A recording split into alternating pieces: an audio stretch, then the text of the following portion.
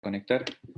Con la ayuda del Señor, en esta tarde vamos a empezar a revisar el capítulo 24 del Evangelio de Mateo. Eh, Sinceramente, este es un capítulo que ha estado en mi mente durante las últimas quizás 4 o 5 semanas, particularmente por la dificultad que reviste la porción que vamos a ir revisando. Y no solamente esta semana, sino que si el Señor lo permite, la semana siguiente. Un hermano decía de esta porción de que si bien la escritura es sumamente clara, la doctrina de la salvación es sumamente clara, tanto que hasta un niño muy pequeño puede entender de que Cristo murió para poder rescatarle, hay enseñanzas en las escrituras que son mucho más complejas. De hecho, refería a este hermano de que incluso Pedro hace referencia a la dificultad de las porciones que explica Pablo, de que hay porciones que son más complejas de entender. Y creo sinceramente de que este capítulo, y lo que se viene más adelante, está dentro de ese contexto, de ciertos pasajes que son más complejos. Teniendo eso en perspectiva, quería poder ir refrescando un poco la memoria de lo que ha sido la revisión de estas últimas semanas, cómo es que se suscitó el contexto histórico para llegar al punto que vamos a ir revisando. Más allá de revisar quizás el capítulo 23, quiero recordar lo que estaba pasando en aquellos días en la ciudad de Jerusalén. Nosotros entendíamos de que el Señor había ingresado a la ciudad de Jerusalén el llamado Domingo de Ramos, lugar en donde recibió el acogimiento de la gente y le reconocían como el Mesías, hacían referencia a lo que se encuentra en el Salmo 118, Hosana, al que viene en el nombre de Dios. Y lo cierto es que este recibimiento, vamos a ir viendo posteriormente cómo es que al término de la Semana de la Pasión, finalmente era un recibimiento más bien superficial, porque aquellas personas que le recibían, finalmente muchas de ellas estaban clamando por la crucifixión del Señor. Y lo cierto es que, si un hermano decía, y era interesante esa ilustración, decía, si nosotros pudiésemos regresar en el tiempo y llegar justo a esa semana, al momento en el que el Señor ingresa a la ciudad de Jerusalén, uno podría pensar de que estaban en un pic espiritual sumamente alto, que estaban esperando la llegada de su Mesías, pero lo cierto es que en el fondo había un deseo muy, muy carnal. Estaban ellos esperando un líder más bien político, pero no estaban esperando la liberación espiritual que el Señor les podía permitir mediante la exposición del Evangelio. Y ese es el contexto. Veíamos de que el Señor llega y confronta la realidad de los sacerdotes, de las personas que estaban a cargo en aquellos días en el templo, y confronta los negocios que estaban llevando a cabo en el templo. Y vemos que posteriormente vienen oleadas una y otra vez de personas para confrontar la autoridad del Señor. Y eso hemos ido revisando en las últimas semanas, cómo es que el Señor iba rebatiendo y que cada argumento que ellos planteaban el Señor lograba demostrar cómo es que ellos estaban equivocados. Y fuimos viendo esto y posterior a una serie de intentos que nos dice la escritura que finalmente entendían de que ya no podían apresar o no podían poner al Señor en jaque, dejaron de intentarlo. Y el Señor en el capítulo anterior, en el capítulo 23, nos dice la escritura de que comienza a enseñarle a sus discípulos y les enseña respecto a los fariseos y a los escribas y a una serie de cualidades que estos tenían. Y termina la escritura con lo que fue la semana pasada, con una expresión de angustia de parte del Señor refiriendo Jerusalén, Jerusalén, que matas a los profetas y apedreas a los que te son enviados. Allí había una manifestación, como habíamos visto la semana pasada, de angustia de parte del Señor. Nosotros sabemos de que Dios en su pensamiento, en su beneplácito, siempre ha estado el deseo de que el pecador proceda en arrepentimiento, que finalmente reconozca su mal y se aparte. Pero lo cierto es que en su dureza vemos de que acá la nación de Israel habían rechazado estos constantes mensajeros y no solamente esto, sino que a muchos los habían matado de manera brutal. Y no solamente esto, sino que lamentablemente vemos que en los tiempos posteriores eso se seguía suscitando. El caso quizás más icónico, o al menos el que más rápidamente se me viene a mi mente, es el caso de Esteban, cuando ya estaba en plena desarrollo de la iglesia primitiva, cómo es que a él lo toman y también lo apedrean al estar manifestando el mensaje de salvación. Y eso es algo llamativo, la dureza de la gente en aquellos días. Cómo es que esta dureza finalmente les conduce para tomar al Señor y, y llevarle a la cruz. Pero algo también llamativo es que todo este sistema religioso que ellos eh, predicaban, tenía un icono que era bastante particular y era, en el caso de los israelitas, era el templo. Ellos sentían una devoción por aquel espacio físico y no solamente esto, sino que consideraban de que era un espacio muy difícilmente destruible, ¿ya? De hecho, con eso, al menos en perspectiva, quería que pudiésemos ir leyendo los primeros, los primeros 14 versículos de esta porción. Quería ver si es que Felipe pudiese ahí proyectar y pudiese leer para ir revisando, por favor, para después ir analizando esa porción. Ya, muy bien. Dice, dice así. ¿Se me escucha bien? Ya. Em, Dice, cuando Jesús salió del templo y se iba, se acercaron sus discípulos para mostrarle los edificios del templo. Respondiendo él les dijo, ¿veis todo esto? De cierto os digo, que no quedará aquí piedra sobre piedra que no sea derribada. Y estando él sentado en el monte de los olivos, los discípulos se le acercaron aparte diciendo, dinos, ¿cuándo serán estas cosas y qué señal habrá de tu venida y del fin del siglo? Respondiendo Jesús les dijo, mirad que nadie os engañe, porque vendrán muchos en mi nombre diciendo, yo soy el Cristo, y a muchos engañarán. Y oiréis de guerras y rumores de guerra. Mirad que no os turbéis, porque es necesario que todo esto acontezca, pero aún no es el fin. Porque se levantará nación contra nación, y reino contra reino, y habrá pestes y hambres y terremotos en diferentes lugares. Y todo esto será principio de dolores. Entonces os entregarán a tribulación y os matarán, y seréis aborrecidos de todas las gentes por causa de mi nombre. Muchos tropezarán entonces, y se entregarán unos a otros, y unos a otros se aborrecerán. Y muchos falsos profetas se levantarán y engañarán a muchos. Y por haberse multiplicado la maldad, el amor de muchos se enfriará, mas el que persevere hasta el fin será salvo.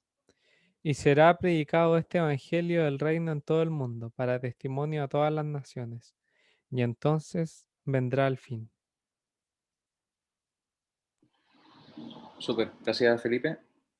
La primera parte, la introducción de esta porción que ha leído Felipe, menciona, gracias para ver los primeros versículos, menciona de que es el Señor quien sale del templo y se dirige hacia el Monte de los Olivos. Hay hermanos que plantean de que este es el último de los grandes discursos que da el Señor, al menos que están relatados, reportados en el Evangelio de Mateo. Plantean que hay 5 grandes discursos o predicaciones y esta es la última. Y en ese contexto es donde el Señor recibe la pregunta de los discípulos respecto a cuándo serían las cosas que iban a acontecer. Particularmente allí vemos 3 preguntas que se logran ir como conectando en algún sentido. Dice, ¿cuándo serían estas cosas y qué señal habrá de tu venida y del fin del siglo? Pero esta pregunta surge también a raíz del comentario que el Señor había hecho anteriormente. Como les comentaba, era el Señor quien salía del templo y los discípulos van a mostrarle los edificios del templo. Hay otras porciones en otros evangelios que hace referencia a las piedras o a las rocas que estaban allí. Y es el Señor quien le hace esta explicación. Dice, ¿veis todo esto? De cierto os digo que no quedará aquí piedra sobre piedra que no sea derribada. Y lo cierto es que eso inquieta profundamente en el corazón de los israelitas de aquellos días, porque, como les comentaba, estaba muy arraigada el concepto del templo para ellos, incluso para los discípulos. Había un hermano que explicaba un poco el aspecto más histórico, que era interesante también. Decía de que el templo fue reedificado en parte por Herodes el Grande. Herodes el que vemos al comienzo de la vida del Señor cuando Él nace, no el Herodes que vemos en este momento cuando el Señor va a ser crucificado, sino el padre de ese Herodes. Herodes el Grande era alguien que se caracterizaba en parte por las construcciones arquitectónicas que podía realizar. Y dentro de estas construcciones, una de las más grandes era el Templo de Jerusalén. Dicen de que en aquellos días era un lugar sumamente grande que estaba también lleno de oro.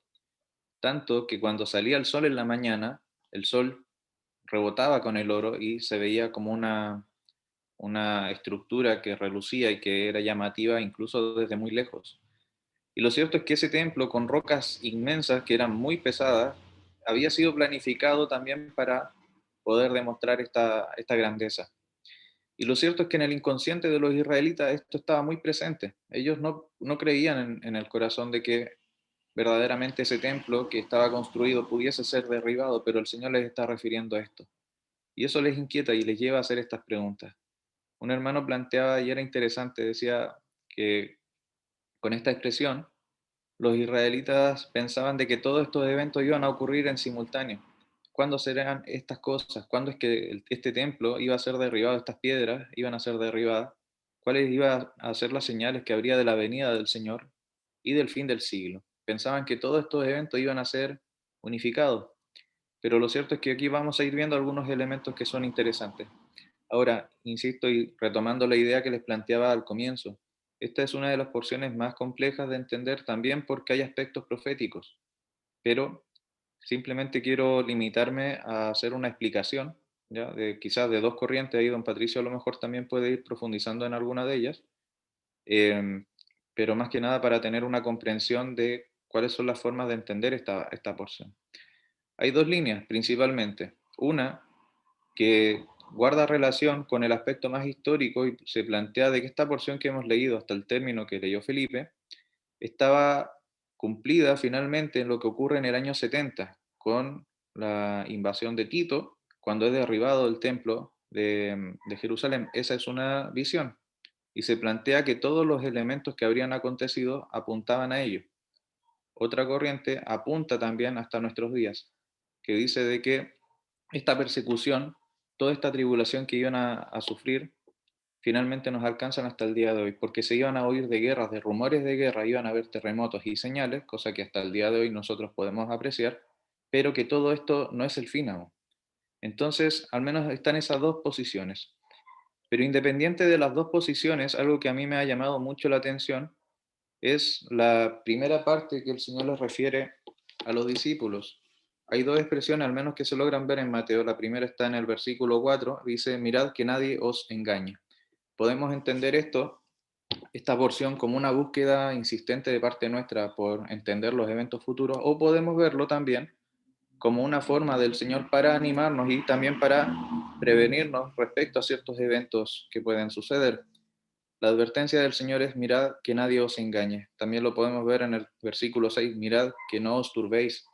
Son situaciones muy humanas. Muchas veces nosotros podemos ser engañados, podemos preocuparnos sobre algunas cosas, pero es acá el Señor quien nos indica que no debemos caer en esto. Y nos explica, indicando más o menos cuáles iban a ser las situaciones. El versículo 6, como les comentaba, dice, oiréis de guerra y rumores de guerra, pero aún no es el fin, nos dice el término del versículo. Y empieza a describir desde el 7 hasta el versículo 12 una serie de situaciones que iban a suceder. Se iba a levantar nación contra nación, reino contra reino, y habrían pestes y hambres y terremotos, pero todo eso iban a ser principios de dolores. Iban a entregar a tribulación, iban a matar a las personas por causa del nombre del Señor, nos dice el versículo 9. Y en ese entonces, en ese contexto, nos dice la palabra que muchos tropezarán y se entregarán unos a otros, y muchos falsos profetas se levantarán y engañarán a muchos. Y por haberse multiplicado la maldad, el amor de muchos se enfriará. Es llamativo porque, insisto, dentro de las dos visiones que son más como que son más recurrentemente mencionadas, se logra apreciar como el cumplimiento de ambas partes. Porque vemos hasta el día de hoy cómo es que las personas se entregan unas a otras, en, por ejemplo, las culturas orientales respecto al cristianismo, y vemos que hay persecución, y vemos de que hay escenarios que son sumamente complejos. Vemos cómo hay hermanos que han puesto la vida, y no tantos años para atrás, a causa del Evangelio. Y vemos de que esto se va cumpliendo, pero algo que debemos tener presente acá es primeramente cómo es que el Señor nos anima a no estar como adormilados, sino más bien estar velando. Nadie os engañe. Para que eso ocurra, nosotros debemos estar siempre ocupados, debemos estar recurriendo siempre a las Escrituras para no ser engañados, para entender finalmente cuál es el propósito que tiene Dios. También debemos estar tranquilos y seguros en su mano. No debemos turbarnos porque sabemos de que las cosas que el Señor ha predicho, francamente van a ser así. Podemos entender cuál es el fin, y no son las manifestaciones externas de la naturaleza o las cosas que pueden ocurrir, sino que hay un propósito claro de parte de Dios y ese propósito se va a cumplir. Y eso lo podemos ver en el versículo 14, y eso es algo que al menos nos puede servir de gozo, porque dice que cuando sea predicado el Evangelio del reino en todo el mundo, para testimonio a todas las naciones, y entonces vendrá el fin. Es el propósito de Dios lo que se tiene que cumplir. No son nuestros temores, no son las guerras que puedan generar los hombres, es el propósito de Dios. Y eso quizás ligándolo con lo que ya hemos visto anteriormente, es la soberanía de Dios obrando a pesar de nuestra maldad, a pesar de nuestro pecado, la que finalmente se termina por cumplir. Entonces, ¿cuánto sentido, cuánta fuerza recobra la expresión del Señor? Mirad que no os turbéis. Él lo puede decir con certeza porque verdaderamente, como se mencionaba en la oración, hay un plan de parte de Dios y ese plan Dios finalmente lo termina por cumplir. Por un lado está eso, pero por otro lado también nos refleja esta porción respecto a las divisiones que se iban a generar y que hasta el día de hoy podemos ver, porque nos dice la Escritura de que por causa del nombre del Señor, muchos también pueden tropezar y muchos también iban a desertar a causa de la maldad. Y eso lo podemos ver incluso hasta el día de hoy. Podemos ver cómo es que personas finalmente se apartan de seguir a Cristo a raíz de la maldad del mundo. Es un argumento que creo que todos hemos escuchado en más de alguna ocasión. Si Dios es tan bueno, entonces ¿por qué permite la maldad o por qué permitió que ocurriese tal cosa? Y lo cierto es que omiten el pecado y omiten de que muchas de las decisiones y de las cosas que ocurren son por propia y consecuencia de nuestros propios actos. Entonces, ese elemento llamativo, porque acá vemos cómo es que hay personas que finalmente van a desertar, hay personas que finalmente van a dejar de seguir a Cristo, pero en el caso nuestro estamos llamados a mantenernos firmes, a mantenernos allí. A pesar de las dificultades que podamos afrontar, la Escritura es enfática en ese aspecto. Nosotros hemos sido comprados por precio de sangre y confiamos en quien nos ha rescatado. Al menos con esas ideas quería ir cerrando la intervención de esta porción. Insisto, es un pasaje bastante complejo, pero podemos ir comentándolo para ir enriqueciendo este estudio. Eso. Muy bien, gracias Felipe. La verdad que es un capítulo interesante y donde se bifurcan dos caminos como mencionaba Felipe. Está tengo que mencionarlo, hay escuelas que el amilenarismo, por ejemplo, el amilenarismo pone de que esto ya sucedió, ¿ya? Y como históricamente algunas cosas se cumplieron, pero también sabemos que hay profecías que tienen doble o triple cumplimiento. Mirándolo desde el punto de vista escatológico, en el pensamiento dispensacionalista, ¿ya? Entendiendo de que hay dispensaciones que el Señor ha puesto en las Escrituras. Está la inocencia, está la conciencia, el gobierno humano, está la ley, la gracia o la dispensación de la iglesia, está la tribulación y está el reino o el reinado. Son 7, viéndolo desde el punto de vista dispensacionalista, en 7 dispensaciones, cuando el Señor Jesucristo no ha muerto en la cruz, aún están en la dispensación de la ley. Luego, cuando el Señor Jesucristo muere en la cruz, se pasa a la dispensación de la gracia. Cada dispensación termina o concluye con un juicio. Y aquí el Señor Jesús está hablando y sale del templo y le muestra los edificios. Y podemos ir allí al terreno, ver al Señor saliendo del templo, mostrándole los edificios, y veis todo esto, le dice, miren todo esto. De cierto os digo que no quedará aquí piedra sobre piedra que no sea derribada. Y esto se cumplió, claro que se cumplió.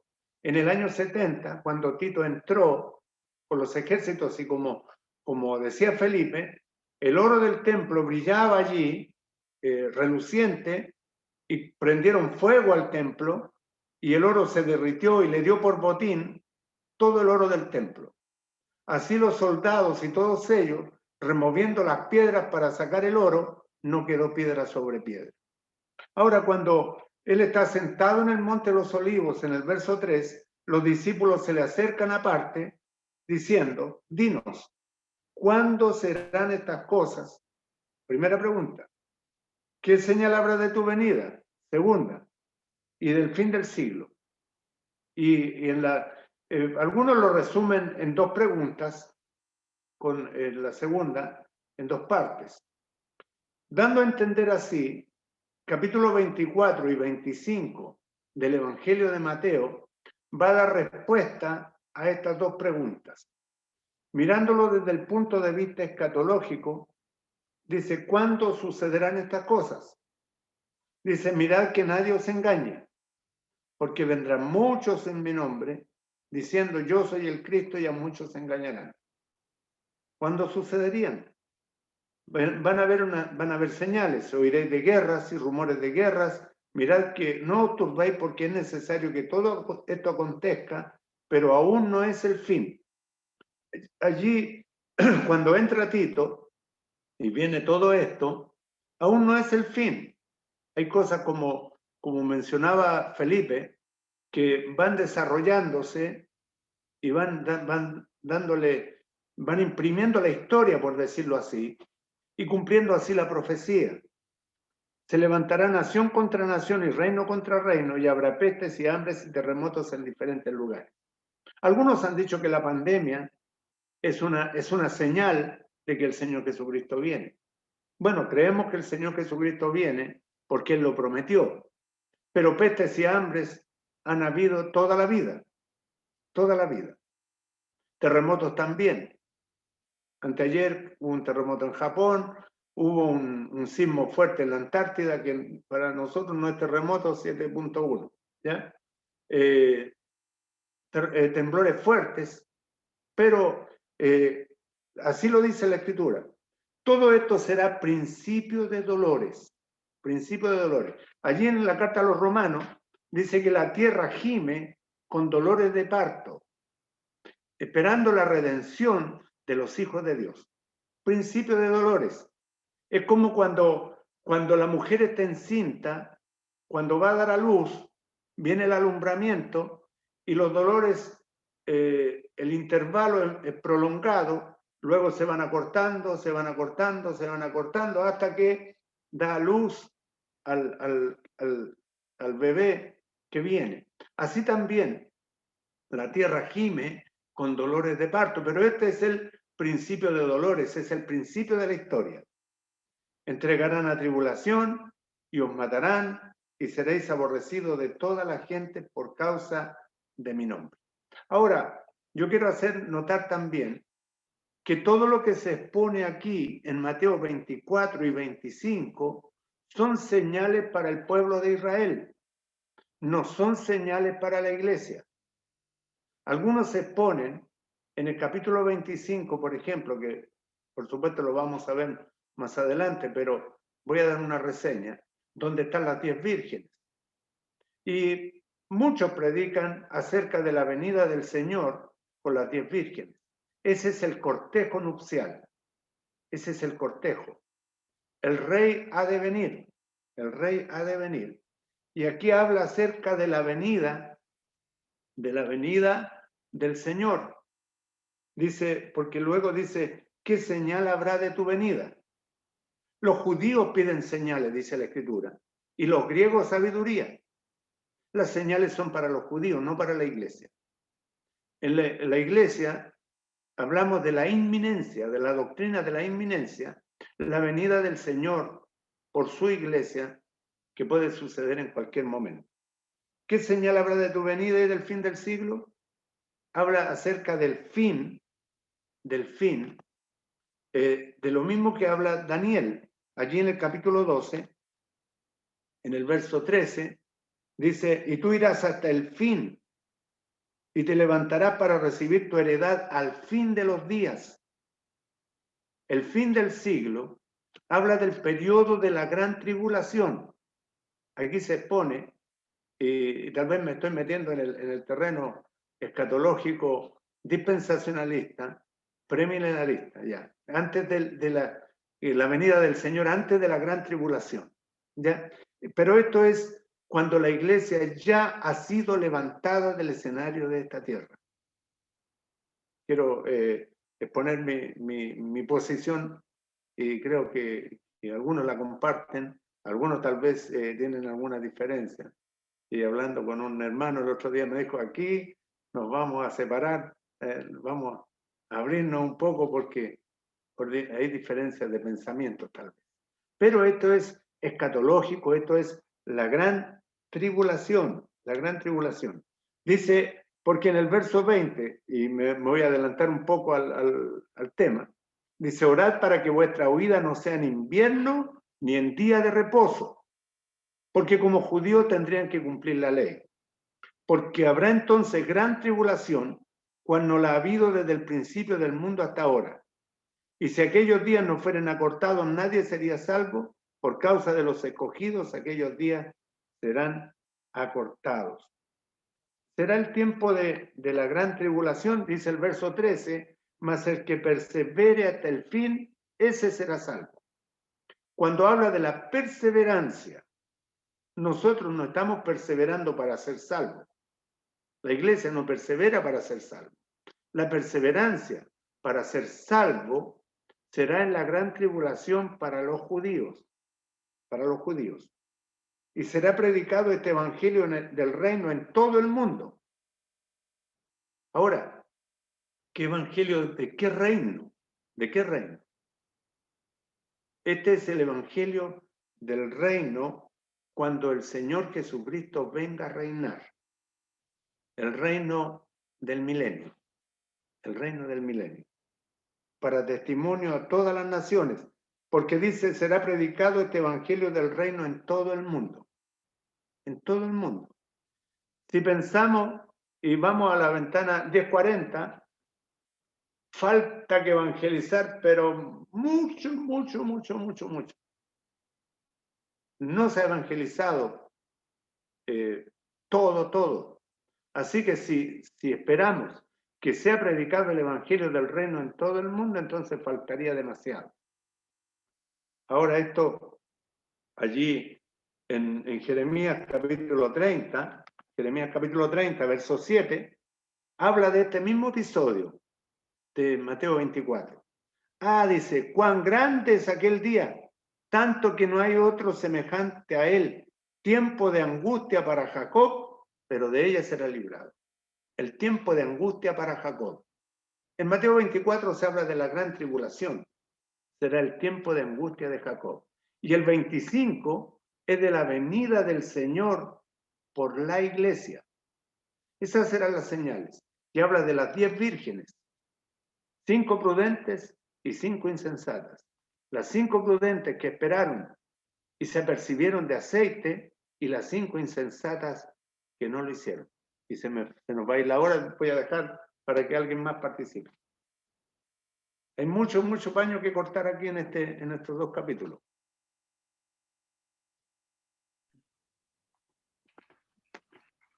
Buenas tardes, hermano. Hola, Felipe.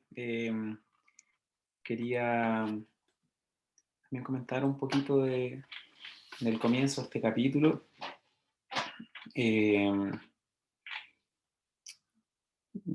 Venimos de una exhortación y una crítica fuerte hacia los fariseos.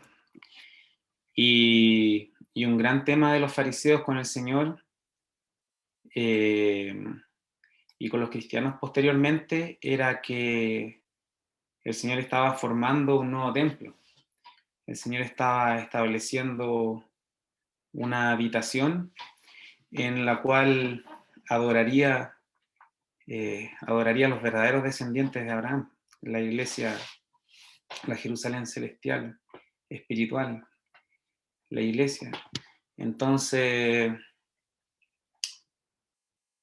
los discípulos probablemente, bueno, como mencionaban, le muestran la belleza de este templo.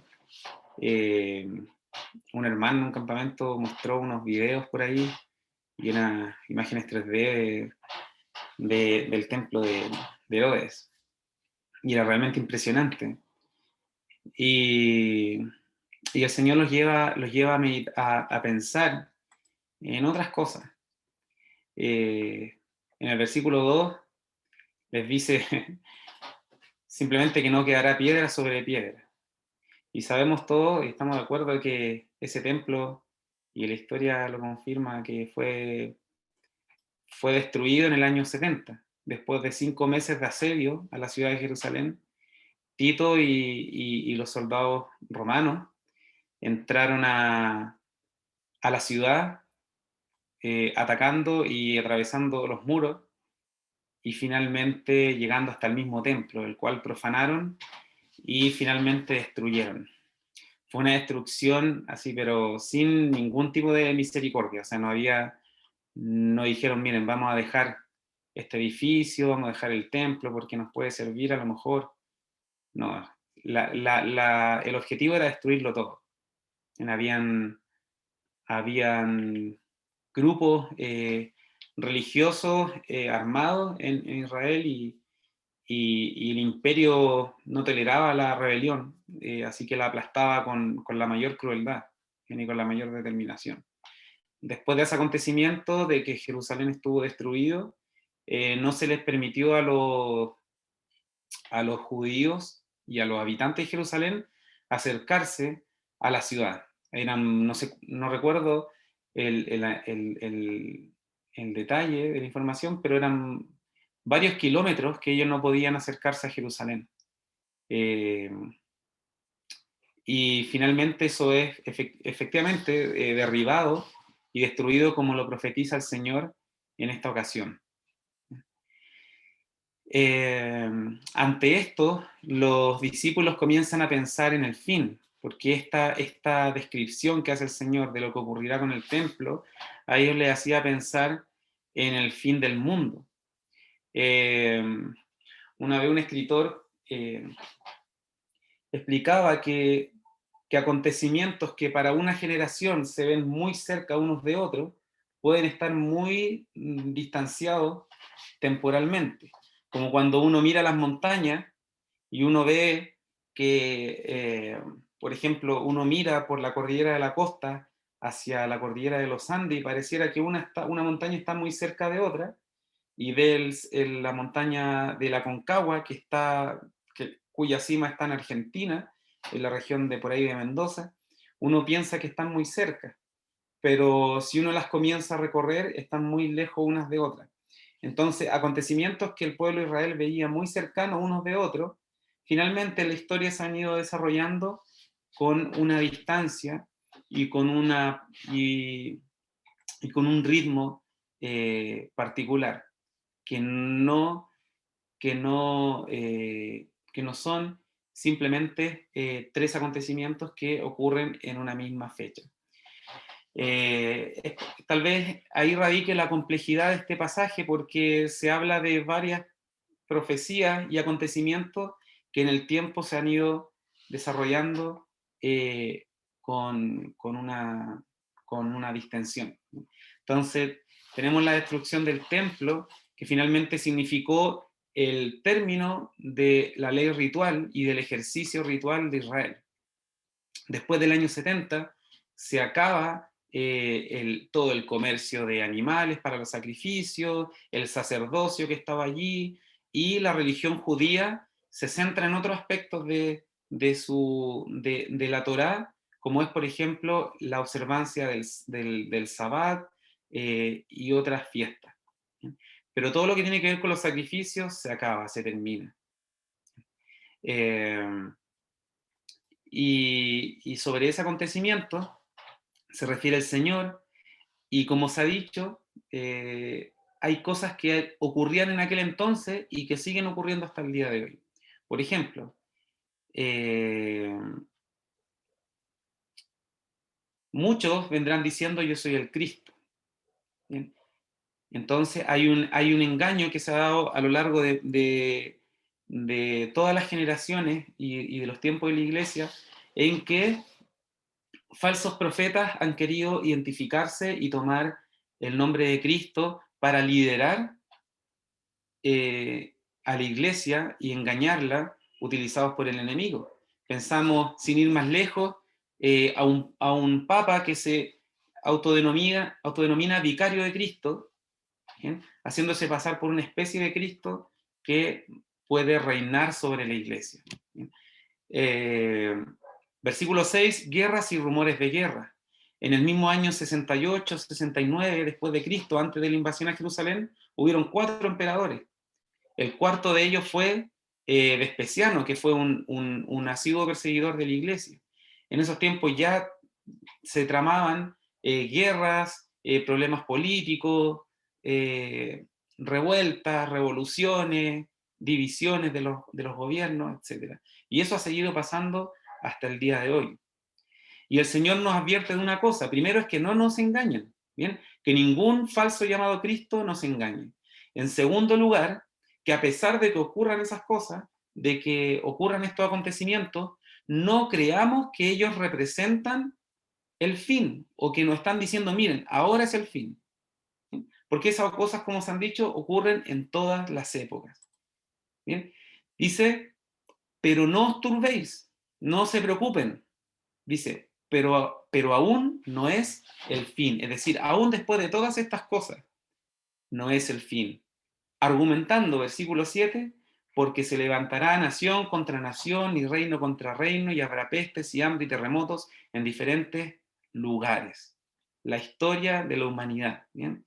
Resumida por el Señor. Versículo 8, y todo esto será principio de dolores. Las primeras contracciones, los primeros dolores de que viene un fin más adelante, esto es solamente el comienzo. Imagínense cuán doloroso será el fin.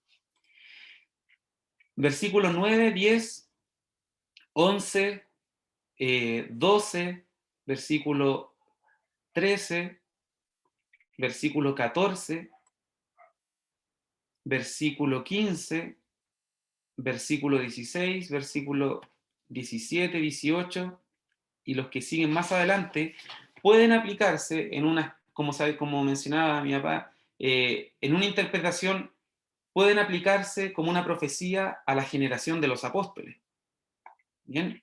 Que sufrieron persecución, que sufrieron tribulación por causa del nombre de Cristo, ¿bien? Y de hecho el versículo 15 nos habla, dice, cuando veáis en el lugar santo la abominación desoladora de que habló el profeta Daniel, algunos interpretan que esa abominación desoladora era el mismo Tito entrando al templo y profanando el lugar santísimo. Y entonces los que están en Judea huyan a los montes, porque si no huían iban a quedar atrapados en el asedio. El que no huía de Judea, de Jerusalén, no solamente iba a ser asesinado, sino que existía la posibilidad, en el mejor de los casos, de quedarse atrapado ahí en el asedio 5 meses, y del infierno que vivieran las personas allí encerradas en Jerusalén. Pero estas cosas también se proyectan a través de los discípulos hacia la iglesia y la experiencia de la iglesia en el mundo al sufrir persecución y tribulación por el nombre de Cristo. Como se ha mencionado, hay países orientales en los que son perseguidos y asesinados por ser cristianos. ¿Bien? En Rusia, en el siglo pasado, los cristianos vivieron persecución. En el tiempo de la Reforma, ¿cuántos cristianos fueron perseguidos y asesinados por decir que la salvación, por creer que la salvación era por la fe? ¿Bien? Aquí hay lecciones para los discípulos y hay lecciones para toda la iglesia y por supuesto para nosotros el día de hoy. Lecciones importantes aquí de todas maneras, que no seamos engañados, que aunque veamos que el mundo se está cayendo a pedazos, no miremos al primero que diga que habla en el nombre de Cristo, poniéndole una fecha a su venida y al fin del mundo. Y lo segundo, que estas cosas no significan inmediatamente el fin, sino que pueden estas también significar el principio de dolores. Bien, el principio de dolores. Más adelante el capítulo nos dirá que nadie sabe el día ni la hora. Así que tenemos que resistirnos a aquella tendencia que está en todos nosotros a querer ponerle una fecha a las cosas, a querer decir que el Señor va a venir en el 2020, o que yo no me voy a morir sin que venga el Señor antes, o que yo creo que el Señor va a venir en los próximos 10 años. Todos sabemos que lo deseamos, que lo queremos, que lo anhelamos, pero podríamos estar a lo mejor cumpliendo el rol de aquellos que engañan o de aquellos que desorientan al pueblo de Cristo, a la iglesia. bien, que no se engañen. Eso es lo que quería compartir. Muy bien, gracias Pato por el comentario. Para finalizar, quería pedirle a Felipe si es que puede